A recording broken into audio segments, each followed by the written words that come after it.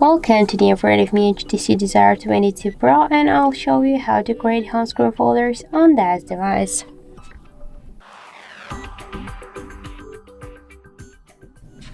So first let's just select the application and then drag this up to another one. And now we can see here the new created home screen folder. If you want to change the name, you should just click here on the name, and after that just enter the new one. Tap to OK, and that's it. Now we just successfully renamed our folder. If you want to move this folder here on the screen, just hold and drag it. After that, we can also move folders between the screens. That's also not a problem.